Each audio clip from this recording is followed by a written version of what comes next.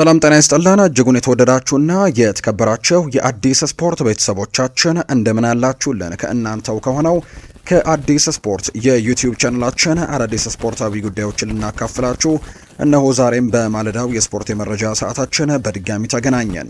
ስለምታደምጡን ስለምትከታተሉን ቆይታችሁ ከኛ ጋርም ስለሆነ እጅጉን ከልብ አድርገን ነው የምናመሰግነው። በዛሬ ፕሮግራማችን የተለያዩ ስፖርታዊ ጉዳዮችን ወደ እናንተ እያደረስን ቆይታን የምናደርግ ይሆናል። ከነዚህ መካከል ትልልቆቹን የአውሮፓ ክለቦች የተመለከቱ እጅግ በርከት ያሉ የዝውውር ጉዳዮችን በስፋት እናነሳለን።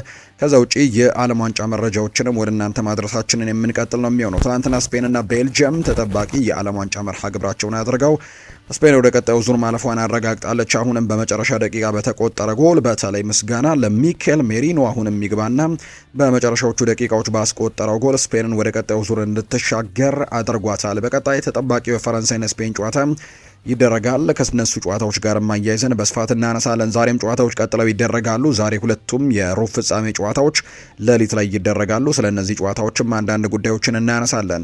እስከ ፕሮግራማችን ፍጻሜ አብራችሁኝ እንድትቆዩ በአክብሮት ጋብዛለሁ። ቪዲዮአችንን ላይክ፣ ቻናላችንን ሰብስክራይብ እያደረጋችሁ ከኛ ጋር ቆይታን እንድታደርጉ ነው ውድ ቤተሰቦቻችን ወደ እናንተ የምናደርሰው። እስከ ፕሮግራማችን ፍጻሜ ከኛ ጋር ቆዩ። ከመሸጋገሪያ በኋላ እንገናኛለን። አብረን እንቆይ።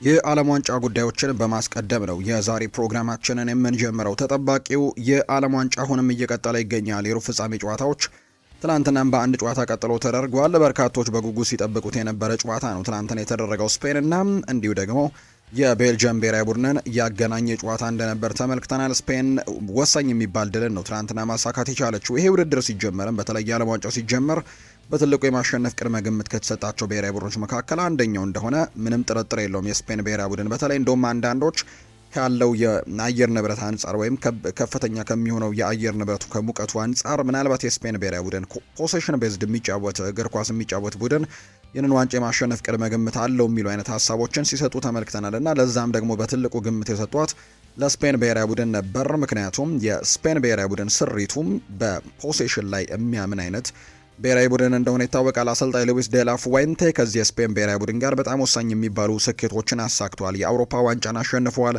2004 ላይ። ከዛ ውጪ የኔሽንስ ሊግ ዋንጫንም ማሳካቱን እናስታውሳለን። አሁን የዓለም ዋንጫ ብቻ ነው የሚቀራቸው።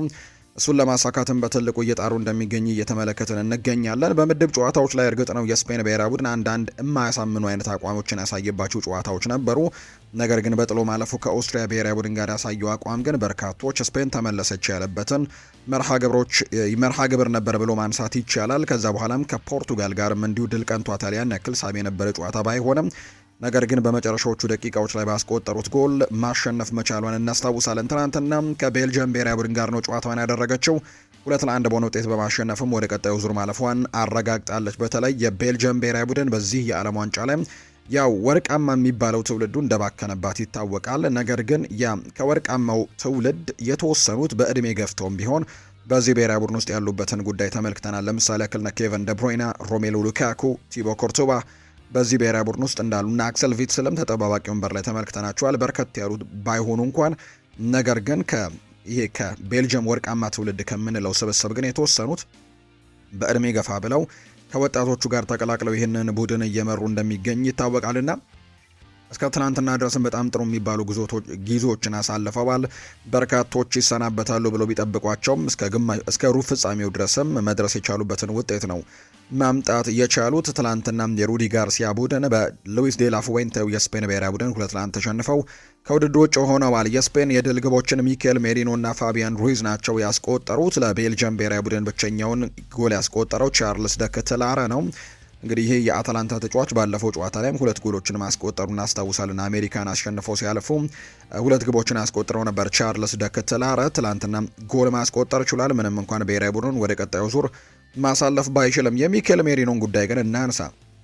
በተለይ ባለፉት 2 ጨዋታዎች ላይ ይሄ ተጫዋች በጣም ለስፔን ብሔራዊ ቡድን ትልቅ አገልግሎቶችን ሰጥቷል ብሎ ማንሳት ይቻላል። እርግጥ ነው ትላንትናም ተቀይሮ ገብቶ ነው ኳስና መረብን ማገናኘት የቻለው ግን በጣም ወሳኝ የሚባል ጎል ነው። ለምሳሌ ትላንትና 86ኛው ደቂቃ ነው ተቀይሮ የገባው። በ2 ደቂቃ ልዩነት ነው 88ኛው ደቂቃ ላይ ወሳኙንና የማሸነፊያውን ጎል ለስፔን ብሔራዊ ቡድን ማስቆጠር የቻለው። ይህንን ነገር በፖርቱጋል ብሔራዊ ቡድን ጨዋታ ላይ ማድረጎት እንደነበር እናስታውሳለን። ተቀይሮ ከገባ በኋላ 91ኛው ደቂቃ ላይ ጎል አስቆጥሮ ነበር ፖርቱጋልን ከውድድሩ ውጪ ያደረገን ጎል ማስቆጠር የቻለውና ትላንትናም በድጋሚ ቤልጅየም ብሔራዊ ቡድን ላይ በመጨረሻ ሰዓት ተቀይሮ ገብቶ ኳስና መረብን ማገናኘት ችሏል። አሁንም ስፔንን የማሸነፊያ ጎል ወሳኙን ጎልም ያስቆጠረው እሱ እንደሆነ ተመልክተናል። ስፔን ግን ትናንትና ለመጀመሪያ ጊዜ በዚህ ውድድር ላይ ጎል ተቆጥሮባታል። እስከ ትናንትናው ጨዋታ ድረስ በምድብ 3 ጨዋታዎች በጥሎ ማለፍ ከኦስትሪያ እንዲሁ ደግሞ ከፖርቱጋል ጋር በተደረጉ ጨዋታዎች ላይ በአጠቃላይ በ5 ያክል ጨዋታዎች ምንም አይነት ጎል አልተቆጠረባትም ነበር። በርከት ያሉ የኦን ታርጌት ሙከራዎች ጭምር አልተደረገባትም ነበር። ነገር ግን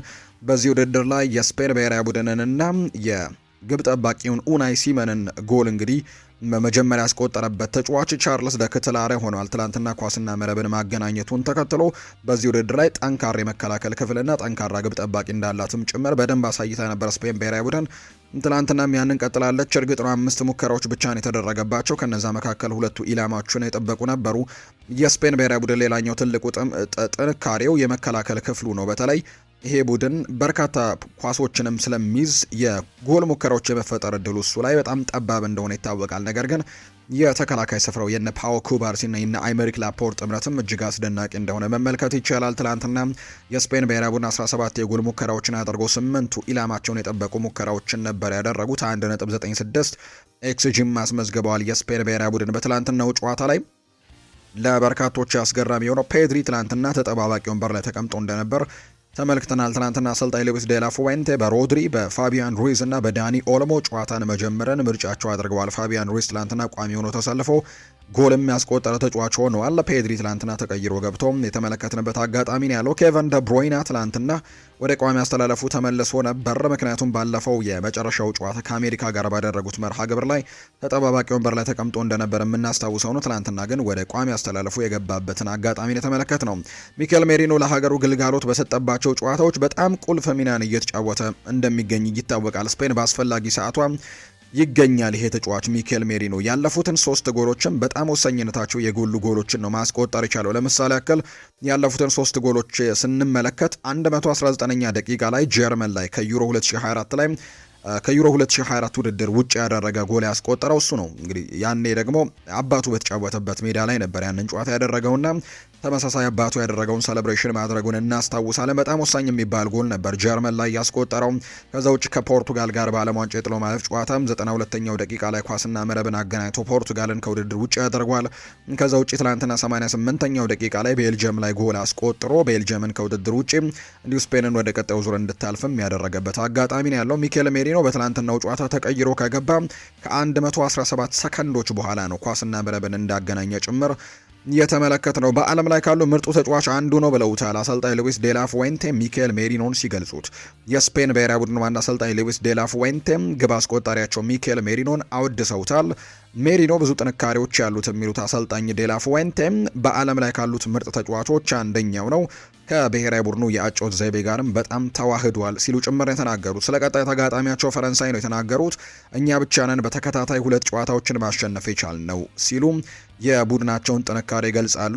ስፔን ከዚህ ቀደም ፈረንሳይን በተከታታይ አሸንፋ እንደነበር ይታወሳልና ያንን ነገር ነው ያስታወሱት። እኛ ብቻ ነን በተከታታይ ይህንን ብሔራዊ ቡድን ማሸነፍ የቻልነው ሲልም ጭምር ይናገራል። በዩሮ ግማሽ ፍጻሜ ላይ እንዲሁ ከኔሽንስ ሊግ ግማሽ ፍጻሜ ውጪ ያደረጓቸው ፈረንሳይን ውጪ ያደረጉት የስፔን ብሔራዊ ቡድን እንደነበረ እናስታውሳለን። ፈረንሳይ መፍራት ካለባት እኛን ነው መፍራት ያለባት ብሏል ላሚን ያማል ሲናገር። የትናንትናው ጨዋታ የጨዋታው ኮከብ ተብሎ የተሸለመው ላሚን ያማል ነው።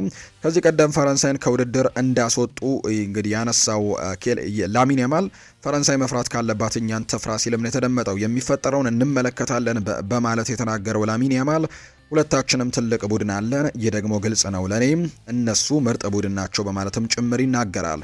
ፍጻሜ መድረስ እንፈልጋለን ሲል የተደመጠው ላሚን ያማል ግማሽ ፍጻሜውን መቀላቀላችን ግን ደስተኛ አድርጎናል ሲልም ጭምር የተናገረው። ከዚህ በፊት ላሚን ያማል እንደዚህ አይነት ሀሳቦችን ሲሰጥ ተመልክተነዋል። በተለይ በውድድሩ በምድብ ጨዋታዎች ላይ በጣም ጠንካራ እንደነበረች እናስታውሳለን የፈረንሳይ ብሔራዊ ቡድን እና በዛ ጊዜ ጥያቄም ቀርቦለት ነበር። ይሄ የፈረንሳይ ብሔራዊ ቡድን ዋንጫውን የማሸነፍ ትልቅ ግምት አለው ብለህ ታስባለሁ የሚል ጥያቄ ቀርቦለት በምድብ ጨዋታዎች ላይ በጣም ጠንክረው ስለታዩ ዋንጫውን ያሸንፋሉ ማለት አይደለም፣ ትልልቅ ተጋጣሚዎችን መቼ ያገኙና እኛን ትፍራ ሲልም ጭምር ከትናንትናው ጨዋታ ከመገናኘታቸውን በፊት ሀሳቡን ሲሰጥ ነበር ላሚን ያማል። ትላንትናም ያንን አስቴት እንደደገመው ነው የተመለከትነው። በትላንትናው ጨዋታ ላይ ቲቦ ኮርቱባ ጉዳት ገጥሞት ሲወጣ ተመልክተናል። የቤልጅየም እና የሪያል ማድሪዱ ግብ ጠባቂና በትላንትናው ጨዋታ ላይ ጉዳት ገጥሞት ተቀይሮ ወጥቷል። እሱን ተክቶት የገባው ደግሞ ማንቸስተር ዩናይትዱ ግብ ጠባቂ የሆነው ሴኔ ላሜንስ እንደሆነ ተመልክተናል። 71ኛው ደቂቃ ላይ ነው ተቀይሮ የገባው። ወሳኙ ጎልም የተቀጠረው ሚኬል ሜሪኖ ኳስና መረብን ያገናኘው 88ኛው ደቂቃ ላይ ሴኔ ላሜንስ ላይ እንደሆነ ይታወቃል። የቤልጅየም ግብ ጠባቂ የሆነው ቲቦ ኩርቱዋ ግን ለቡድን አጋሩ ያለውን ድጋፍ ከጨዋታው መጠናቀቅ በኋላ በሰጠው አስተያየት ላይ ተናግሯል። ሴኔ ላሜንስ በጣም ድንቅ ግብ ጠባቂ ነው ሲል እንዲሁ ሀሳቡን ሰጥቷል። ቲቦ ኩርቱባ ሴኔ ላሜንስ ድንቅ ግብ ጠባቂ ነው የሚለው ቲቦ ኩርቱባ ከፊት ለፊቱ ብሩህ ጊዜ እንደሚጠብቀው ሁላችንም ማወቅ አለብን ሲልም ጭምር ነው የተናገረው። ቲቦ ኩርቱባ በጨዋታው ባጋጠመው ጉዳት በሴኔ ላሜንስ ተቀይሮ ለመውጣት ተገዶ እንደነበር ተመልክተናል። ሶስተኛ የብሔራዊ ቡድን ጨዋታው ነው ትላንትና ሴኔ ላሜንስ ያደረገው። ኩባርሲ ከርቀት የመታውን ኳስ ሲመልስ ግን ሚኬል ሜሪኖ ደርሶ ግብ አስቆጥሮበት እንደነበር ተመልክተናል። እና ላሜንስን መተቸት እንደሌለባቸው የገለጸው ቲቦ ኩርቱዋ ሜዳው በጣም ደረቅ ነበር፣ እሱ ድንቅ ግብ ጠባቂ ነው፣ ከዩናይትድ ጋር በጣም ጥሩ ጊዜን አሳልፏል፣ ዛሬ ያጋጠመው ነገር አይገባውም ሲልም ጭምር ነው የተናገረው። በተለይ ጎል የተቆጠረበት መንገድ ግብ ጠባቂው ላይ እንዲሁ ትችቶች እንዲሰነዘሩ ያደረገ አይነት አጋጣሚ እንደነበር ነው የተመለከትነውና ያ ነገር አይገባውም፣ ለሱ በጣም ድንቅ ግብ ጠባቂ ነው፣ ከማንቸስተር ዩናይትድ ጋር በጣም ጥሩ ጊዜያቶችን አሳልፏል፣ ከዛ ውጪ ደግሞ ወደፊት ደግሞ ለቤልጅየም ብሔራዊ ቡድን በጣም ብሩህ ተስፋ ያለው ግብ ጠባቂ እንደሆነ ጭምር አውቃለሁ ሲልም ነው ቲቦ ኩርቱባ ሀሳቡን እየሰጠ የሚገኘው። የዓለም ዋንጫ ጨዋታዎች ቀጥለው ይደረጋሉ እንዳልኳችሁ፣ ግን በኋላ ስፔንና ፈረንሳይ በቀጣይ በግማሽ ፍጻሜው ላይ እርስ በርስ መርሃ ግብራቸውን የሚያደርጉ ነው የሚሆነው። ዛሬም የሩብ ፍጻሜ ጨዋታዎች ቀጥለው ይደረጋሉ። ያው ሌሊት ላይ የሚደረጉ ሁለት ጨዋታዎች ናቸው ያሉት። ኖርዌይና እንግሊዝ ጨዋታቸውን ያደርጋሉ። ይሄ ሌሊት 6 ሰዓት ሲል የሚደረግ መርሃ ግብር እንደሆነ ነው የወጣላቸው መርሃ ግብር የሚያሳየው። ይጠበቃል ይሄ ጨዋታ በተለየ ኖርዌይ ብሔራዊ ቡድን በኤርሊንግ ብራውት ሃላንድ እየተመራች በጣም ጥሩ ጊዜያቶችን እያሳለፉ ነው የሚገኘው። ይሄ ውድድር ሲጀመር ይህንን ያክል ረጅም ርቀቶች እንኳን ይጓዛሉ ተብሎ አልተጠበቀም ነበር። እርግጥ ነው በማጣሪያው በጣም ጠንካራ ብሔራዊ ቡድን መሆናቸውን አሳይተው ነው ወደዚህ ውድድር የመጡት። ነገር ግን በውድድሩ ላይ ግን በጣም ጠንከር ያለ ምድብ ውስጥ ነበሩ። ምክንያቱም ፈረንሳይ የነበረችበት ምድብ፣ ከዛ ውጭ ደግሞ የበርካቶቻችን ትልቅ ግምትን አግኝታ የነበረችው ሴኔጋል ብሔራዊ ቡድንም እዚህ ምድብ ውስጥ እንደነበረች እናስታውሳለን እና በጣም ጠንከር ያለ ምድብ ይሆናል ተብሎ ተጠብቆ ነበር ለኖርዌይ ብሔራዊ ቡድን። ነገር ግን ኖርዌይ ሁለተኛ ደረጃን ይዛ አጠናቃለች። ሴኔጋልንና ኢራቅን በዚህ ምድብ ላይ ማሸነፍ የቻለችበትን ውጤት ነበር ያስመዘገበችውና ከዛም በጥሎ ማለፉ ጨዋታዎች ላይም እንዲሁ አሸንፋ አልፋለች። በርከት ያሉ ብሔራዊ ቡድኖችን ብራዚልን ጭምር ከውድድሩ ውጭ ያደረገችው ራውንድ ኦፍ 16 ላይም እንዲሁ የኖርዌይ ብሔራዊ ቡድን እንደነበረች የምናስታውሰው ነው። በርካታ ትልልቅ ድሎችን ማሳካት ችለዋል የኖርዌይ ብሔራዊ ቡድን። በቀጣይም አሁንም በትልቅ ደረጃ ለመቀጠል ተስፋ እንደሚያደርጉ ነው የሚነገረው። አሁንም ግን ኤርሊንግ ብራውት ሃላንድ እኛ ትንሽ ግምት የሚሰጠን ብሔራዊ ቡድንን አሁንም እንግሊዝን ጨዋታ የማሸነፍ ቅድመ ግምትን ታገኛለች ሲል ነው ሀሳቡን የሰጠው። ከብራዚል ጋርም ተመሳሳይ አይነት ሀሳቡን መስጠቱን እናስታውሳለን። እንግሊዝና ኖርዌይ ለመጨረሻ ጊዜ የተገናኙት 2014 ላይ ነበር፣ የዛሬ 12 ዓመት ገደማ ማለት ነው። ያኔ እንግሊዝ ኖርዌይን 1-0 በሆነ ውጤት ማሸነፍ ችላ ነበር። ከዛ በፊትም እንዲሁ 2012 ላይ ተገናኝተውም ነበር። ያኔም እንግሊዝ በተመሳሳይ 1-0 ነው ያሸነፈችው። ያለፉት ሁለት ጨዋታዎች የእንግሊዝና የኖርዌይ ጨዋታ በወዳጅነት ጨዋታ የተደረጉ ናቸው። 2014 እና 2012 ላይ ሁለቱም ተመሳሳይ በ1-0 ውጤት እንግሊዝ ያሸነፈችበት ውጤት እንደተመዘገበ የሚያሳዩ ቁጥሮች ናቸው ያሉት። በታሪክ እንግሊዝም ኖርዌይ ላይ በጣም የበላይ እንደሆነች ጭምር ይታወቃል። ያን ያክል ብዙ ግንኙነቶች እንደሌላቸው ቢታወቅም ለምሳሌ ያክል ከዛ በፊት ሶስተኛው ጨዋታ የተደረገው ደግሞ በ1995 ነው። በ2014 እና 2012 ከመገናኘታቸው በፊት የተጫወቱት በ1995 ነው። ያ ጨዋታ ደግሞ 0-0 ባቻ ውጤት የተጠናቀቀ ነበር። 64767 ደጋፊዎችን በሚይዘው ሃርድ ሮክ ስቴዲየም ማያሚ ላይ ይሄ ጨዋታ እንደሚደረግ የወጣለት መርሃ ግብር ያሳያል። ክሎመንት ቱርፒን ፈረንሳዊው አልቢተር ይህንን ጨዋታ በመሃል ዳኝነት ይመሩታል ተብሎ እንደሚጠበቅ ነው የወጣው መርሃ ግብር የሚያሳየው። በዛሬው ጨዋታ ላይ ምናልባት እንግዲህ በጃሬል ኳንሳ በቅጣት ምክንያት ይህንን ቡድን እንደማያገለግል ይታወቃል። ከዛ ውጭ ግን ጆርዳን ሄንደርሰን ባለፈው ጨዋታ ላይ አሸንፈው ሲያልፉ ሜክሲኮን ጥለው ወደ ቀጣዩ ዙር ሲያልፉ እንግዲህ ከቦርዱ ላይ መውደቁ ከሰለዲያው ጋር መውደቁን ተከትሎ ጉዳት ደርሶበት ከዚህ ዓለም ዋንጫ ውጪ መሆኑ የሚታወስ ጉዳይ ነው። እነዚህ ሁለት ተጫዋቾች ብሔራዊ ቡድናቸውን ማገልገል አይችሉም። ነገር ግን የዴክላን ራይስ ጉዳይ የተረጋገጠ ጉዳይ የለውም ተብሏል። ያለፉትን 2 ቀናት ልምምድ እንዳላደረገ አሰልጣኝ ቶማስ ቱሄል አረጋግጧል። በተለይ የሆነ ህመም ገጥሞታል፣ ኢንፌክሽን ገጥሞት ተላላፊ ከመሆኑ ጋር በተያያዘ ከብሔራዊ ቡድኑ ገለል እንዲልም ተደርጎ ነው ልምድ እየሰራ በግሉ የሚገኘው። ነገር ግን ከብሔራዊ ቡድኑ ጋር ያልተቀላቀለበትን ሁኔታ ሰምተን ነበር። ስለዚህ በዚህ ጨዋታ ላይ ይኖራል አይኖርም በቀጣይ የሚወሰን ውሳኔ ይሆናል ተብሎ ይጠበቃል። ዴክላን ራይስ ግን ህመም እንደገጠመው የሚያሳዩ መረጃዎች ናቸው በትልቁ እየወጡ የሚገኙት። ይህ ጨዋታ ሌሊት 6 ሰዓት ሲል ይደረጋል። ኖርዌይና እንግሊዝ ጨዋታቸውን የሚያደርጉ ነው የሚሆነው። ሌላኛው አርጀንቲና ከስዊዘርላንድ ጋር የምታደርገው መርሃ ግብረ እንዲሁ ይጠበቃል። የአርጀንቲና ብሔራዊ ቡድን ይህንን የዓለም ዋንጫ በድጋሚ ሊያሸንፉ ይችላሉ ተብሎ ቅድመ ግምትን ካገኙ ብሔራዊ ቡድኖች መካከል አንደኛው ነው። በፊፋ ወቅታዊ ራንኪንግም አንደኛ ደረጃ ላይ የተቀመጠች ብሔራዊ ቡድን ናት። በተለይ ባለፉት ጨዋታዎች ላይ ምናልባት ግን ተደጋጋሚ ጊዜ ምናልባት ጠንከር ያሉ ነገሮች ገጥመዋታል። በተለይ ከኬፕ ቨርድ ብሔራዊ ቡድን ጋር እስከ 120 ደቂቃ እንዲጓዝ አድርጓል ጨዋታው።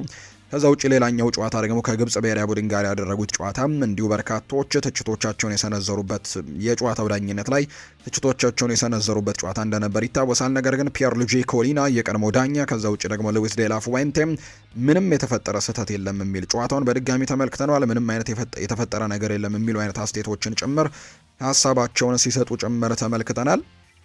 በዚህ ጨዋታ ላይ እንግዲህ ይጠበቃል ይሄኛው ጨዋታ ከስዊዘርላንድ ጋር የሚያደርጉት ጨዋታ። ስዊዘርላንድ በጣም ጠንካራ ብሔራዊ ቡድን መሆኗን አሳይታለች። እርግጥ ነው ስዊዘርላንድ በጣም ወሳኝ የሚባለው ተጫዋቿን ዮሐን ማንዛምቢን በጉዳት ምክንያት እንደምታጣ ይፋ ተደርጓል። በዚህ ምክንያት ተጫዋቹ አርጀንቲና ከስዊዘርላንድ ጋር ከምታደርገው ጨዋታ ስዊዘርላንዳዊው ዮሐን ማንዛምቢ ውጭ ሆኗል። ዮሐን ማንዛምቢ በዓለም ዋንጫው ለስዊዘርላንድ እስካሁን 5 ጎሎችን በማስቆጠር ለሀገሩ በጣም ወሳኝ ነገሮችን ሲያደርግ የነበረ ተጫዋች ነው። በተጨማሪም በስዊዘርላንድ ብሔራዊ ቡድን ብዙ አመቻችቶ ያቀበለውም ተጫዋች እሱ እንደነበር ይታወሳል። እና በአጠቃላይ የዚህ ብሔራዊ ቡድን በጣም ወሳኙ ተጫዋች ዮሐን ማንዛምቢ ነበር። ነገር ግን በጉዳት ምክንያት ይህንን ብሔራዊ ቡድን ወሳኙ ጨዋታ ማገልገል እንደማይችል ነው ይፋ እየተደረገ የሚገኘው። ከዛ ውጭ ግን ከዮሐን ማንዛምቢ ውጭ ግን ሌሎቹ ተጫዋቾች በጣም በጥሩ ጤንነት ላይ እንደሚገኙ ጭምር ነው ይፋ እየተደረገ እንደሚገኝ የመረጃ ምንጩ ይፋ እያደረገ የሚገኘው። የዛሬው ጨዋታ ይጠበቃል። አርጀንቲና ይህንን ጨዋታ ለማሸነፍ በጣም ትልቅ ቅድመ ግምቶችን ያገኘች ብሔራዊ ቡድን እንደሆነ ጭምር ነው እየተመለከተን የምንገኘው። በአጠቃላይ በዚህ ጨዋታ ላይ ይሄ ጨዋታ የሚደረገው 76416 ደጋፊዎችን በሚይዘው አሮሄድ የተባለው ካንሳስ ሲቲ ላይ የሚገኝ ሜዳ ላይ ነው ይሄ ጨዋታ የሚደረገው። ፖርቱጋላዊያን ዳኞች ይህንን ጨዋታ ይመሩታል ተብሏል። ፒን ሂሮ የተባለው ሰው ፖርቱጋላዊ አልቤተር ይህንን ጨዋታ ይመራዋል። ለመጀመሪያ ጊዜ ነው እንግዲህ ሁለት የተለያዩ የአህጉር ብሔራዊ ቡድኖች ጨዋታቸውን እያደረጉ ከአንደኛው አህጉር ዳኛ ሲመደብ ተብሏል። ይሄ ለመጀመሪያ ጊዜ ነው ፊፋ ሲያደርግ የተመለከተ ነው። ምክንያቱም አርጀንቲና የላቲን አሜሪካ ተሳታፊ ናት፣ ስዊዘርላንድ ደግሞ እንዲሁ የአውሮፓ ተሳታፊ ናት። አውሮፓዊ ዳኛ ነው ጨዋታውን የሚመራውና ይሄ ምናልባት እንግዲህ ያው የተለየ ነገር ይፈጠራል ተብሎ ባይታሰብም ነገር ግን ለመጀመሪያ ጊዜ የተደረገ እንደሆነ ይፋ ተደርጓል። እነዚህ ሁለት ብሔራዊ ቡድኖች ለመጨረሻ ጊዜ የተገናኙት 2014 የዓለም ዋንጫ ላይ እንደነበር ተመልክተናል። ያኔ አርጀንቲና ስዊዘርላንድን 1-0 በማሸነፍ በጭማሪ ደቂቃዎች ላይ ወደ ቀጣዩ ዙር ማለፏን እናስታውሳለን። ያኔ አርጀንቲና ለፍጻሜ የደረሰችበት ውድድር እንደነበር እናስታውሳለን ከጀርመን ጋር። ነገር ግን በጀርመን ተሸንፋ ዋንጫውን አታ ነበር 2014 ላይ። ያኔ ግን በመንገዷ ላይ ስዊዘርላንድን አግኝታ ወደ ቀጣዩ ዙር አልፋ ነበር። ከዛ ውጭ ግን 2012 ላይ በወዳጅነት ጨዋታ አርጀንቲና ስዊዘርላንድን እንዲሁ 3-1 በሆነ ውጤት ማሸነፍ ችላለች።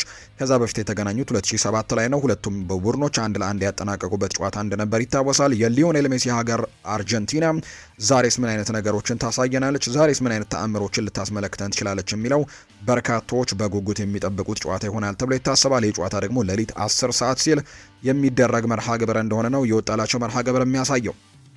ከዓለም ዋንጫ ጋር የተያዙ አንዳንድ ጉዳዮችን እናንሳ። ፖርቱጋል አዲስ አሰልጣኝ ሾማለች። ከአሰልጣኝ ሮቤርቶ ማርቲኔዝ ጋር የተለያየው የፖርቱጋል ብሔራዊ ቡድን አዲስ አሰልጣኝ መሾሙን ይፋ አድርገዋል። ብሔራዊ ቡድኑ የቀድሞውን የአልናስር አሰልጣኝ ሆርግ ሄሱስን ነው በኃላፊነት የሾመው። የ71 ዓመቱ አሰልጣኝ ሆርግ ሄሱስ በአሰልጣኝነት ጊዜያቸው 25 ዋንጫዎችን ማሸነፍ ችለዋል። በርካታ ክለቦችን ተዘዋውረው ያሰለጠኑት አሰልጣኙ ያለፉትን 3 ዓመታት በሳዑዲ አረቢያ ሊግ ነው ያሳለፉት፣ በአል ሂላል እና በአልናስር ነው ያሳለፉት። በሁለቱም ክለቦች ደግሞ የሳዑዲ ፕሮ ሊግን ማሸነፍ የቻሉ አሰልጣኝ እንደሆኑ ጭምር ተመልክተናል። ከዛ ውጭ ግን እንግዲህ ከክሪስቲያኖ ሮናልዶ ጋር በትልቁ የሚጠበቅ ጉዳይ አለ። በተለይ አሰልጣኙ በአልናስር ይህንን ተጫዋች ማሰልጠናቸውና እንግዲህ በትልቁ ከዚህ ተጫዋች ጋር በተለይ ለዚህ ተጫዋች ብዬ ነው የመጣሁት አልናስር ዋንጫውን እንዲያሸንፍም ስለምፈልግ ነው ወደ አልናስር የመጣሁት ሲሉ ጭምር ተናግረው እንደነበር እናስታውሳለን። እና ፖርቱጋል ብሔራዊ ቡድን ውስጥ ይቀጥላል ወይ የክሪስቲያኖ ሮናልዶ ጉዳይ የሚለው በርካቶች የሚጠብቁት ነበር። ሆርግ ሄሱስ ትላንትና ሀሳባቸውን ሰጥተዋል ከተሾሙ በኋላ። ክሪስቲያኖ ሮናልዶ ለፖርቱጋል ብሔራዊ ቡድን ሆነ ለኔ በፍጹም ችግር ሆኖ አያውቅም። ከክሪስና ከሁሉም ጋር በተናጠል እነጋገራለሁ። ሮናልዶ በታሪክ ውስጥ ተመዝግቦ የሚኖር የፖርቱጋል ምልክት ነው። ለእኔ ባለፈው 1 ዓመት ከሱ ጋር አብሮ መስራት በጣም ትልቅ ደስታ ነበር። ከሱ ጋር መስራት በጣም ቀላል ነው።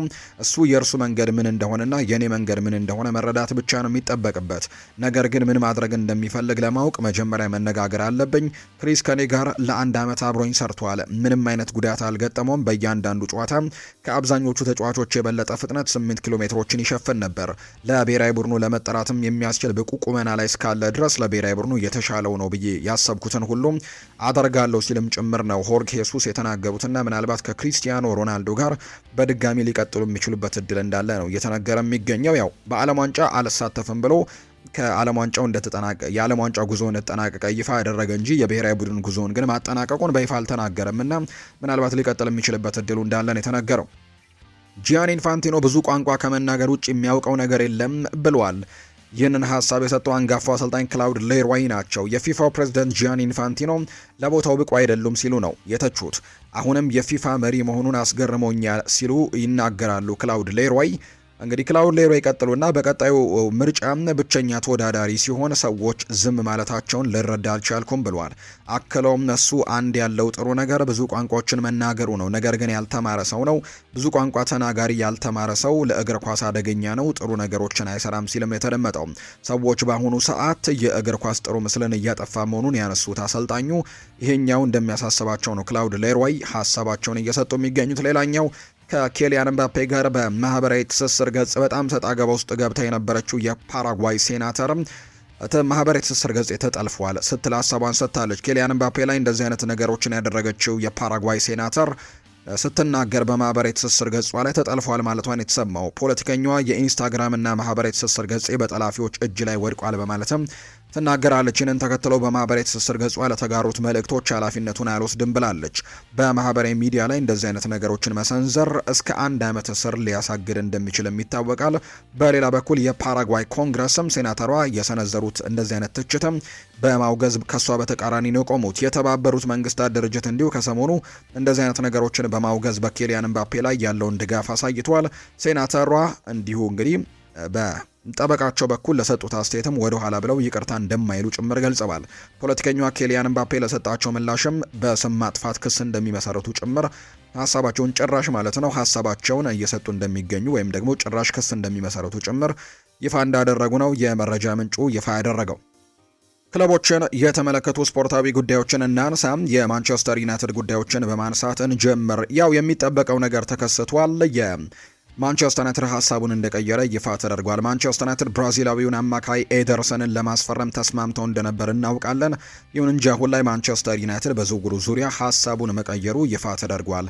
ማንቸስተር ዩናይትዶች ተጫዋቹን ላለማስፈረም መወሰናቸውን ለአታላንታ ማሳወቃቸው ነው ፋብሪዚዮ ሮማኖ ይህንን ይፋ ያደረገው። ይህንን ተከትሎ ዝውውሩ መቋረጡና ተጫዋቹ ማንቸስተር ዩናይትድን የሚቀላቀልበት እድል እንደሌለ ይፋ ተደርጓል። ይሄ ለተጫዋቹ በጣም እንግዲህ ልብ ሰባሪ ሊሆንበት እንደሚችል ምንም ጥያቄ የለው። ምክንያቱም አንድን ክለብ እንደሚቀላቀል በይፋ ከተረጋገጠ በኋላ በቀጣይ እንግዲህ ይህንን ዝውውር እንደማይደረግ ወይም ደግሞ ይህንን ክለብ እንደማይቀላቀል ይፋ መደረጉ በጣም ልቡን እንደሚሰብረው የሚያሳዩ መረጃዎች ናቸው በትልቁ እየወጡ የሚገኙት። ከዛ ውጭ ግን ሌላኛው የሚነሳው ጉዳይ ግን በተለይ ተጫዋቹ ከአትሌቲኮ ማድሪድ ጋር በጣም ተስማምቶ ወይም ከጫፍ ደርሶ እንደነበር ዝውውሩ እናስታውሳለን። ነገር ግን የማንቸስተር ዩናይትድ ጥያቄ በመጣ ጊዜ ይህንን ተጫዋች ማንቸስተር ዩናይትድ እንደሚያስፈርሙት በሰማ ጊዜ ግን የአትሌቲኮን ዝውውር ሙሉ ለሙሉ ርግፍ አድርጎ ወደ ማንቸስተር ዩናይትድ ትኩረቱን ማድረጉ ይታወሳልና አሁን ግን የዩናይትድም ዝውውሩ መክሸፉ ተነግሯል። የመጀመሪያ ሕክምና ምርመራውን ያደረገው በአሜሪካ ነበር እና ያኔ ማንቸስተር ዩናይትዶች ስጋት እንደነበራቸው ጭምር ይፋ ተደርጓል። ከዛም ወደ ካሪንግተን መጥቶ እንዲሁ ሕክምናዎችን አድርጎ ግን ሳይሳካ ቀርቷል። ማይክል ካሪክ ከተጫዋቹ ፕሮፋይል ጋር በተያዘ ግን ከጅምሩ የኤደርሰን ዝውውር ያልፈለገው እንደነበር ይፋ ተደርጓል። እሱ የሚፈልገው የተለየ ያጮች ዘይቤ ያለው አማካይ ነበር። በሌላ በኩል ማንቸስተር ዩናይትድ በተጫዋቹ ላይ ባደረገው የሕክምና ምርመራ ኤደርሰን ስር የሰደደ አስጊ የሚባል አስቸጋሪ የጉልበት ጉዳት እንዳለበትም ደርሼበታለሁ ነው ያለው። በአንጻሩ አታላንታዎች ተጫዋቹ ምንም አይነት የጤና እክል እንደሌለበትና ሙሉ ለሙሉ ጤነኛ በመሆኑ በአጭር ጊዜ ውስጥም ወደ ልምምድ እንደሚመለስና ወደ አታላንታ እንዲመለስም እንደሚያደርጉ ጭምር ነው ይፋ የተደረገውና ለኤደርሰን በጣም አስጊ ወይም ደግሞ ልብ ሰባሪ የሆነ ነገር እንደተከሰተ ነው የተነገረው። አታላንታ ኤደርሰንን ሙሉ በሙሉ ብቁ መሆኑን ቢያምኑም ዩናይትድ ግን ተጫዋቹን እንደማያስፈርሙት አሳውቀዋቸዋል። አታላንታ ተጫዋቹ 100% ብቁ መሆኑን ያምናሉ። እናም ወደ ስብስባቸውም እንደሚቀላቅሉት ጭምር ነው ይፋ እየተደረገ የሚገኘው። ትላንትና ከሰማናቸው መረጃዎች መካከል አንደኛው ይሄ እንደሆነ ይፋ ተደርጓል። ሌላኛው ማንቸስተር ዩናይትዶች በቀጣይ የትኞቹን ዝውውሮች ሊያደርጉ ይችላሉ የሚለው ጉዳይ ደግሞ ይጠበቃል። ምክንያቱም የዚህ ተጫዋች ዝውውር መሰናከሉን ተከትሎ ሌሎች ቦታዎችን ለማጠናከር ሙከራ ማድረጋቸው አይቀሬ እንደሆነ የሚያሳዩ መረጃዎች ናቸው ይፋ የተደረጉት። ማንቸስተር ዩናይትድ በዝውውሩ ላይ ጠንከር ያለ እንቅስቃሴን ማድረግ መጀመሩ ይታወቃል። ዩናይትድ በተለይ የአንድሬ ሳንቶስ እና የካርል ዳርሎ ዝውውርን ማጠናቀቅ የቻለው ዩናይትድ አሁን ደግሞ ተጨማሪ ተጫዋቾችን በእጁ ለማስገባት ጥረቱን ቀጥሏል የተባለው። በዚህ መሰረትም ማንቸስተር ዩናይትድ ምንም እንኳን በአማካይ ስፍራው ላይ አንድሬ ሳንቶስ እና ኤደርሰንን ለማስፈረም ከጫፍ እንደደረሱ ሲነገር የነበረ ቢሆንም አንድሬ ሳንቶስ ትናንትና በይፋ ፊርማውን አኑሯል። ኤደርሰን ደግሞ ትናንትና ዝውውሩ ተቋርጧል። አሁንም የመሃል ሜዳ ተጫዋች ለማስፈረም ግን ሙከራ ያደርጋሉ ተብሎ ይጠበቃል። በዚህ መሰረት ዩናይትዶች ምናልባት ሁለት አማካዮችን ሊመለከቱ ይችላሉ ተብሎ ይታሰባል። አንደኛው ጀርመናዊው አማካይ ፌሊክስ ነሜቻ ነው። እሱን ለማስፈረምም ፍላጎት እንዳላቸው ይነገራል። ምንም እንኳን ዋጋው ከፍተኛ እንደሆነ ይነገራል። ይሄ ተጫዋች እንግሊዝ ነው ያደገው። በማንቸስተር ሲቲ አካዳሚ ያደገ ተጫዋች እንደሆነ ይነገራል። ከልጅነቱ ጀምሮ በእንግሊዝ ነው ያደገው። ምክንያቱም ቤተሰቦቹ ከጀርመን ወደ እንግሊዝ ተጫዋቹ በልጅ ሳለ ነበር የመጡትና በማንቸስተር ሲቲ አካዳሚ ነው ያደገው። ለማንቸስተር ከተማ በጣም ቅርብ ነው። ማንቸስተር ከተማን በደንብ ጠንቅቆ የሚያውቅ ነው። በእንግሊዝ እግር ኳስም እድሜው 21 እስኪደርስ ድረስም እዚህ እንደቆየ ይታወቃልና በእንግሊዝ እግር ኳስ ላይ በጣም ልምድ ያለው ተጫዋች እንደሆነ ይነገራል። አሁንም በእንግሊዝ ያልጨረሰው ስራ እንዳለና ወደ እንግሊዝ መመለስ እንደሚፈልግ የሚያሳዩ ነገሮች ያሉት። ስለዚህ ፌሊክስ ኔሜቻን ለማስፈረም ጥረቶችን ሊያደርጉ ይችላሉ ተብሎ ይታሰባል ማንቸስተር ዩናይትዶች።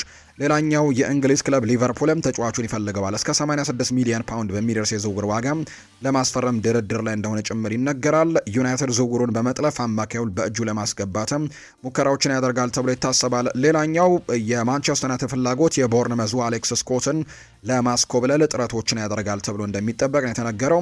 ምንም እንኳን ቦርንመዝ ከዝውውሩ ከፍተኛ ሂሳቦችን ቢጠይቅም ማንቸስተር ዩናይትድ ዋጋውን በጠንካራ ድርድር ለማስቀነስም እንደሚሰራ ተነግሯል። ሌላኛው ከማንቸስተር ዩናይትድ ጋር ስሙን እየሰማን የምንገኘው ተጫዋች ደግሞ ማኑ ኮኔ ነው። በፈረንሳይ ብሔራዊ ቡድን በጣም ድንቅ ነገሮችን ማድረግ መቻሉን እናስታውሳለን። በተለይ ሰሞኑን በነበረው ጨዋታ ላይና በዛ ጨዋታ ላይ የኦሪዮል ሹዋሜኒ በቋሚነት አለመኖሩን ተከትሎ ይሄ ተጫዋች በቋሚነት እንግዲህ ገብቶ በጣም ጥሩ የሚባል እንቅስቃሴዎችን አድርጓል ከሞሮኮ ብሔራዊ ቡድን ጋር በነበረው ጨዋታ። በሮማም በጣም ድንቅ የሚባሉ ጊዜያቶችን ያሳለፈ ተጫዋች ነውና በማንቸስተር ዩናይትድ ቤት በሚቀጥለው የውድድር ዓመት ምናልባት ልንመለከታቸው ከምንችላቸው ተጫዋቾች መካከል አንደኛው ነው። የአንድሬ ሳንቶስ የማንቸስተር ዩናይትድ ኮንትራት ግን በይፋ ትላንትና ተፈራርመዋል። ማንቸስተር ዩናይትድም ተጫዋቹን ማስፈረሙን ይፋ ማድረጉ የሚታወስ ነው። የማንቸስተር ዩናይትድ ተጠባባቂ አምበል ማን ነው የሚለውን እንመልከት። ፖርቱጋላዊ ኮከብ ብሩኖ ሚጌል ፈርናንዴዝ ማንቸስተር ዩናይትድ በዋና አምበልነት እየመራ እንደሚገኝ ይታወቃል። ከእርሱ በመቀጠል የቡድኑ ተጠባባቂ አምበል ማን ነው የሚለው ጥያቄም በተደጋጋሚ የሚነሳ ጉዳይ ሆኗል። ሆኖም ግን አሁን ላይ ሳሙኤል ሉሃረስት ባወጣው ዘገባ መሰረት እንግሊዛዊው ተከላካይ ሃሪ ማጓየር የቡድኑ ተጠባባቂ አምበል እንደሆነ ይፋ ተደርጓል።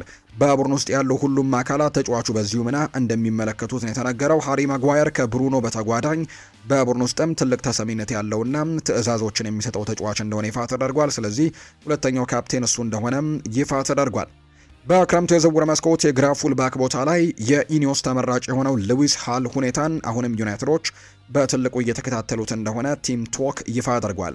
የተጫዋቹ ባለቤት ክለብ ኒውካስል ዩናይትድ እንደ ሳንድሮ ቶናሊ እና አንቶኒ ጎርደን አይነት ኮከቦችን መሸጡን ተከትሎ ሉዊስ ሃልን ለመሸጥ ፈቃደኛ አይሆኑም ተብሎ ነው የሚጠበቀው። አሁንም ድረስ ተስማሚ የዝውውር ጥያቄዎች የሚቀርብላቸው ከሆነ ግን ጉዳዩን ለማጤን ዝግጁ መሆናቸው እየተነገረ ነው። ሉዊስ ሆል ማንቸስተር ዩናይትድን የመቀላቀል እድል እንዳለው ነው ቲም ቶክ የተባለ የመረጃ ምንጭ ይፋ ያደረገው።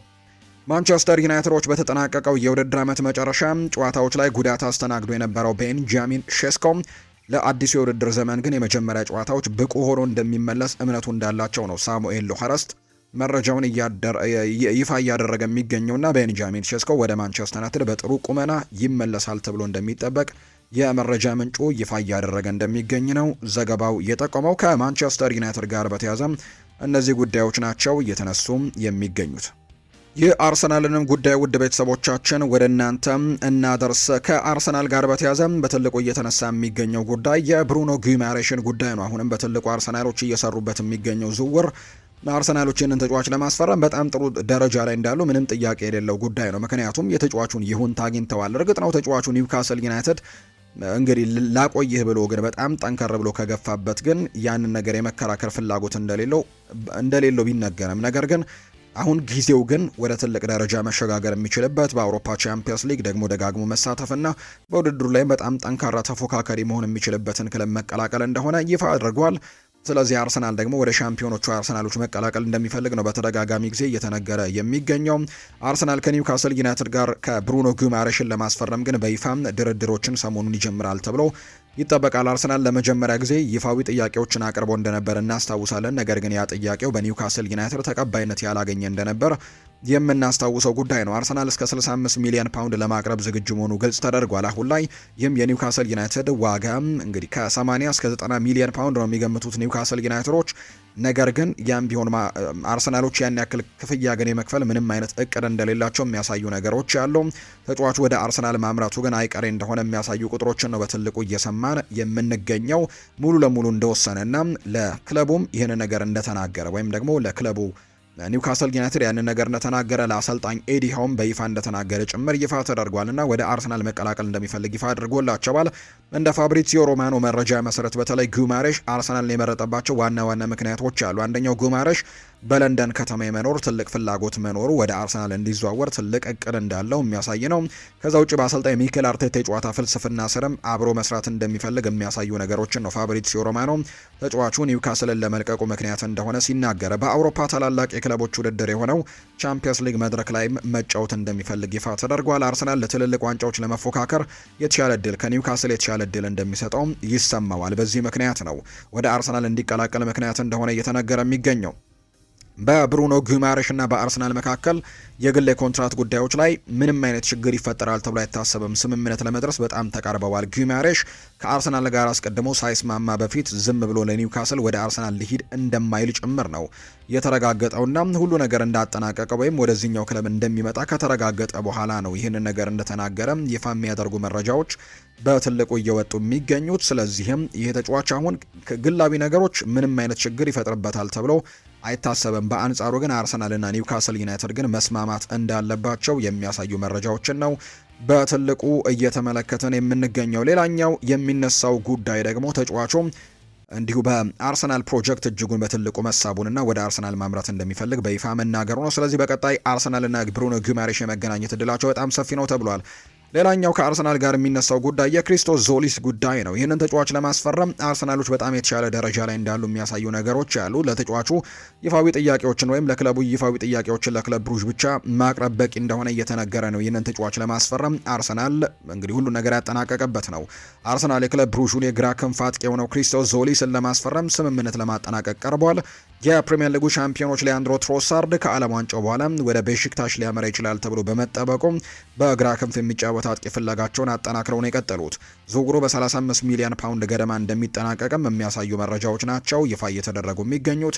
አርሰናል የመጨረሻ ሁኔታውን መስጠት ብቻ ነው የሚቀረው። ከዚያም ደግሞ የግሪክ ብሔራዊ ቡድን ተጫዋቹን ወደ ለንደን ደግሞ በማምራት ዝውውሩን ሂደት ያጠናቅቃል ተብሎ እንደሚታሰብ የመረጃ ምንጩ ይፋ አድርጓል። ምናልባት ለአርሰናል በጣም ቅርቡ ዝውውር የክሪስቶስ ዞሊስ ይሆናል ተብሎ ይታሰባል። እርግጥ ነው ሞርጋን ሮጀርስ እና ብራድሌ ባርኮላ አሁንም የአርሰናል ቀዳሚ ምርጫዎች ወይም ቀዳሚ ተፈላጊዎች እንደሆኑ ይፋ እየተደረገ ይገኛል። ነገር ግን አሁንም ቢሆን አርሰናሎች ክሪስቶስ ዞሊስን ማስፈረማቸው አይቀሬ ነው። ምክንያቱም እነዛን ተጫዋቾች ቢያመጡም ሌላ ተጠባባቂ ደግሞ ለእነሱ ተጠባባቂ የሚሆን ተጫዋችን ማምጣታቸው የግድ ነውና ክሪስቶስ ዞሊስ በዛ ቦታ ላይ ጥሩ ቁጥሮች ያሉት በአውሮፓ ላይ ምናልባት በትንሽ ሊግ ተጫውቷል ብለው ያስባሉ በርካቶች እንጂ ከሃሪኬን እና ከማይክል ኦሊስ የቀጥሎ በጣም በርከት ያሉ የግብ ተሳትፎች ያለው ተጫዋች እንደሆነ ይፋ እየተደረገ ይገኛል። ስለዚህም እሱን እንግዲህ ለማስፈረም በጣም ቅርብ እንደሆኑ ነው በአርሰናል በኩል እየተነገረ የሚገኘው።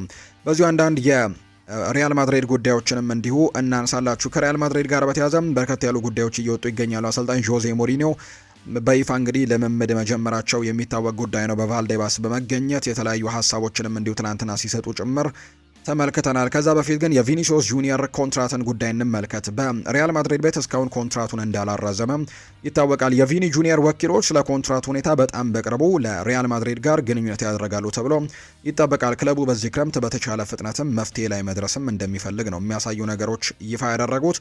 ቶሎ መፍትሄ መድረስ ይኖርባቸዋል ተብሎ ይታሰባል። ካልሆነ ግን ተጫዋቹ የመጨረሻው ኮንትራቱ ዓመት ላይ ስለሚገባ እንግዲህ በነፃ የሚለቅበት እድል ሰፊ ይሆናልና ቶሎ ኮንትራት ለማራዘም ይሰራሉ ተብሏል። ሪያል ማድሪድ በሚቀጥሉት ጥቂት ሳምንታት ውስጥ የበርካታ ወሳኝ ተጫዋቾችን ኮንትራት ያድሳል ተብሎ ነው የሚታሰበው። የተጫዋቹ ስም እስካሁን በሚዲያ አልሾለከም። ሪያል ማድሪድ በእነዚህ የኮንትራት ማደሶች ላይ ግን ከመጋረጃ በስተጀርባ በጣም ትልልቅ ስራዎችን እየሰራ እንደሚገኝ ነው ይፋ እየተደረገ የሚገኘውና በቀጣይ ይህንን በተለይ ኬሊያን ምባፔን ኮንትራት ለማራዘም በትልቁ የሚሰሩበት ጊዜ ይመጣል ተብሎ እንደሚታሰብ ነው የተነገረው።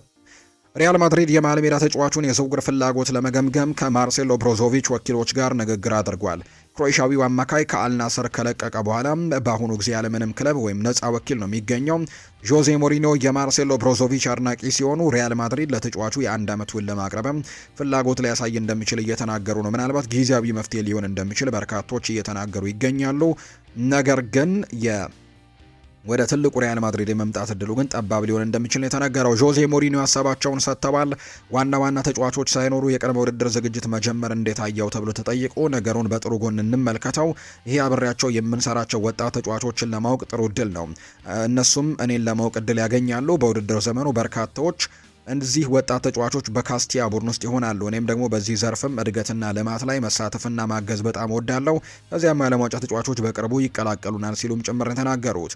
እኔ እዚህ ያለሁት ሁሉም ሰው የተሻለ እንዲሆን ለመርዳት ነው። የስራ የኃላፊነት የትልቅ ምኞትና እኔ በደንብ የማውቀውን ነገር ይኸውም ለሪያል ማድሪድ የመስራት ክብር ባህል ለመፍጠር ነው። ይህንን ሀሳብ በጣም ወድጄዋለሁ። ነገሩ ግን ሪያል ማድሪድ ውስጥ መስራት ሳይሆን ለሪያል ማድሪድ መስራት በጣም ትልቅ ክብር ነው ሲልም ጭምር ነው የተናገረው። በጣም ጠንክረን እየሰራን ነው። እኔ ዛሬ እዚህ ስለመጣውኝ ብቻ ሁሉም ነገር አሁን ይጀምራል ማለት አይደለም። ከክለቡ መዋቅር ጋር የተለያዩ ደረጃዎች ለረጅም ጊዜ ጠንክረን ስንሰራ ቆይተናል። በአሁኑ ጊዜ በቴክኖሎጂ በጣም ስለሚረዳን በአካል ሳይገናኙ መስራት ይቻላል። የዛሬው ውሏችንም በዋነኝነት እዚህ ደርሶ እስካሁን ድረስ የተሰሩትን ነገሮችና ገና መደረግ ያለባቸውን ነገሮች መፈተሽ ላይ ያተኮረ ነበር ሲልም ጭምር ነው ጆዜ ሞሪኒዮ ሀሳቡን እየሰጠ እንደሚገኝ ይፋ የተደረገው። በቀጣይ ደግሞ ከዓለም ዋንጫ የተጓዙ ተጫዋቾችና ከዓለም ዋንጫም የተሰናበቱ ረፍት ላይ የሚገኙ ተጫዋቾችም ቡድኑን እንደሚቀላቀሉ ጭምር ይፋ እንዳደረጉ ነው የመረጃ ምንጩም የተነገረው። የተወደዳችሁና የተከበራችሁ ቤተሰቦቻችን ለዛሬ ያዝንላችሁ አዳዲስ ስፖርታዊ ጉዳዮቻችን እነዚህ ነው የሚመስሉት። ስላደመጣችሁን፣ ስለተከታተላችሁን፣ ቆይታችሁም ከኛ ጋር ስለነበረ እጅግ ከልብ አድርገን እናመሰግናለን። ፏር ባህሩ የዛሬውን ፕሮግራም እየመራው ከእናንተ ጋር ቆይታን አድርጌያለሁ። የተለያዩ ርዕሰ ጉዳዮችን ያካፈልንበት የዛሬ ፕሮግራማችን ይህንን ይመስል ነበር። ቆይታችሁን ከኛ ጋር ስላደረጋችሁ እጅግ ላቅ ያለ ምስጋናን ለእናንተ ማቅረብ እወዳለሁ። ስላዳመጣችሁኝ፣ ስለተከታተላችሁኝ፣ ከኛ ጋርም ስለነበራችሁ ከልብ አድርጌ አመሰገንኩ። በቀጣይ ፕሮግራሞቻችን ሌሎች ስፖርታዊ ጉዳዮችን፣ ሌሎች አዳዲስ መረጃዎችን አካተን በድጋሚ ተመልሰን እንገናኛለን። መልካም ጊዜ እንዲሆንላችሁ ነው በአክብሮት የምመኘው።